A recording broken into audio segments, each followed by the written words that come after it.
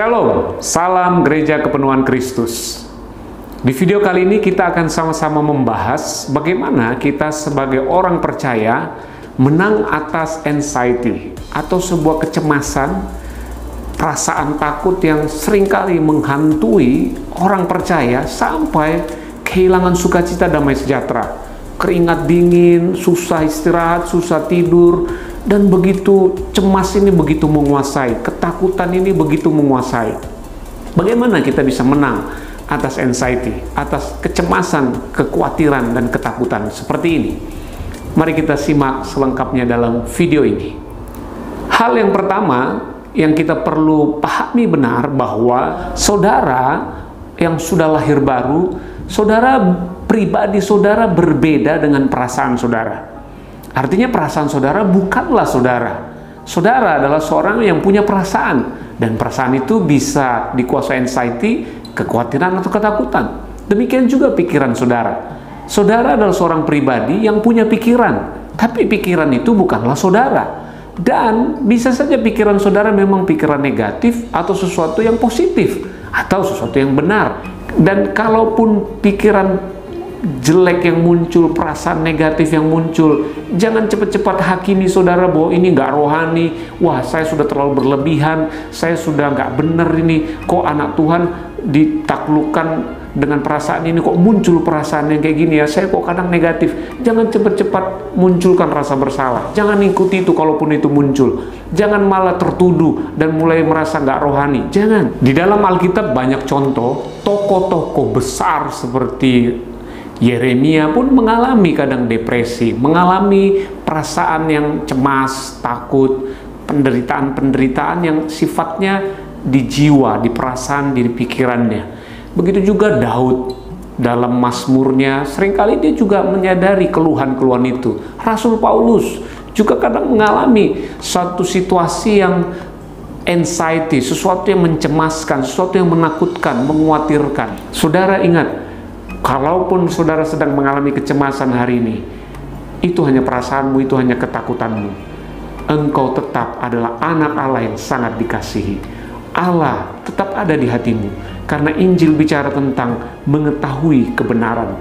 Injil bicara tentang mempercayai kebenaran. Dan kebenaran tidak pernah bisa berubah oleh perasaan dan pikiranmu. Kebenaran tetaplah kebenaran. Dan kebenarannya adalah Allah sekali-kali tidak akan pernah melupakanmu, dan Allah sekali-kali tidak akan pernah meninggalkanmu. Dia selalu bersamamu dan akan selalu membawamu menjadi orang-orang yang lebih dari pemenang. Ini mesti kita pahami betul bahwa kekhawatiran dan kecemasan memang bisa saja kapan saja bisa muncul dalam kehidupan kita. Namun seringkali saudara, yang salah adalah kalau kita mulai mengentertain kecemasan dan kekhawatiran itu, kita mulai terus memikirkan, meladeni, kita terus memikirkannya siang dan malam. Inilah yang menjadi kesempatan iblis masuk menghajar hidup kita. Inilah kesempatan iblis mengambil keuntungan dari hidup kita, orang yang sudah lahir baru, dengan membuat sebuah pertanyaan, sampai terjadi, apa yang akan kamu lakukan? Kalau itu benar-benar terjadi, akan berakibat apa? Apa yang akan terjadi dalam hidupmu? Sesuatu yang mengerikan, bukan? Terus dikembangkan, dinegatifkan, dan membuat kita akhirnya ketakutan. Padahal kalau kita teliti, sebenarnya semuanya adalah kalau nanti terjadi bagaimana? Jika itu terjadi bagaimana?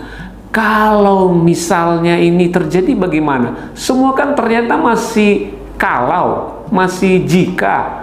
Wah, kalau nanti begini, nanti. Ternyata sesuatu yang sebenarnya belum tentu terjadi. Namun itu memang pikiran negatif atau yang menghasilkan perasaan-perasaan negatif. Dan memang kalau itu terus diikuti, akan menghasilkan perbuatan-perbuatan atau tindakan yang negatif. Iblis hanya berusaha untuk kita mulai menyerah, terpukul, dan terus minder, terus terpuruk oleh segala macam yang sebenarnya iblis nggak tahu masa depan. Iblis hanya bisa bilang, kalau ini nanti terjadi bagaimana? Kalau ini bagaimana? Dia pun masih kalau. Nggak ada yang jelas. Tapi Tuhan sangat jelas berkata, rancanganku adalah rancangan yang penuh damai sejahtera tentang masa depanmu. bukan rancangan kecelakaan. Jelas sekali, dan ayatnya jelas berkata, aku tahu. Jadi percayalah kepada yang tahu masa depan kita. Kita nggak tahu nggak apa-apa, kita hanya butuh percaya saja. Itu sebabnya saudara, Rasul Petrus memberi kita nasihat yang luar biasa. Dikatakan, serahkanlah segala kekhawatiranmu kepada Tuhan, karena Dia yang akan memelihara engkau. Ternyata kekhawatiran bukan milik kita, kekhawatiran adalah milik Sang Pemelihara kita. Serahkan itu, biarkan Dia yang mengurusnya. Engkau hanya cukup bersuka cita senantiasa, mengucap syukur dalam segala hal. Lewati, hadapi itu. Apapun yang terjadi, kita percaya Allah menyertai kita.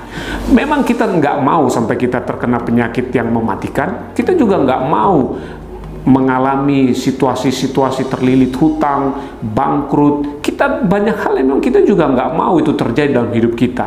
Namun saudara, kita perlu menyadari bahwa kita manusia yang nggak bisa mengontrol masa depan kita.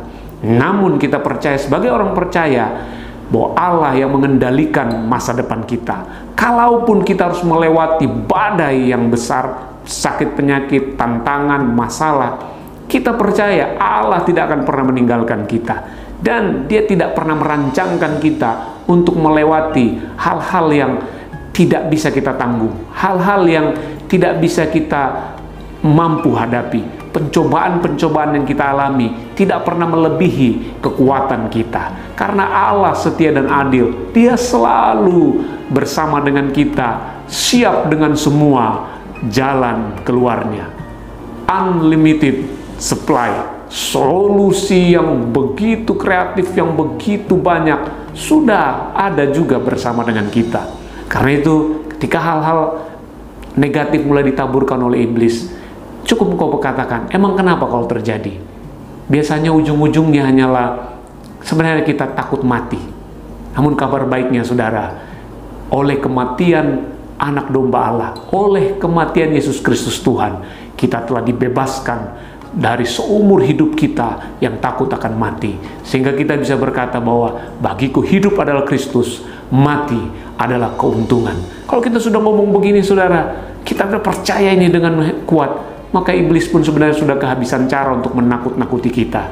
Karena semua kecemasan, semua ketakutan, sebenarnya ujung-ujungnya adalah takut mati. Tapi ketika kita mengenal Kristus, bahwa Kristus adalah hidup kita, maka kita sebenarnya sudah tidak ada lagi yang kita takuti.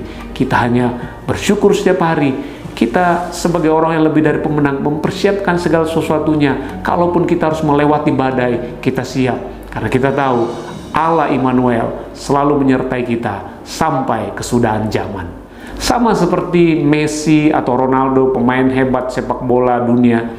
Kalau mereka hanya melawan bek-bek kelas tarkam, kelas-kelas pemain amatir, mereka belum bisa kita bilang pemain bola yang hebat. Tapi kalau Messi berhadapan dengan Van Dijk, melawan Sergio Ramos, atau melawan Giorgio Chiellini, ini baru kalau mereka bisa melewatinya dan mampu mencetak gol, baru Messi dan Ronaldo dianggap penyerang yang hebat, pemain sepak bola yang hebat. Nah demikianlah kita saudara. Kalau kita menghadapi pencobaan, tantangan, masalah, hanya untuk membuat kehidupan Kristus semakin terlihat dari hidup kita. Dia selalu bersamamu dan akan selalu membawamu menjadi orang-orang yang lebih dari pemenang. Haleluya. Salam Gereja Kepenuhan Kristus. Tuhan Yesus memberkati.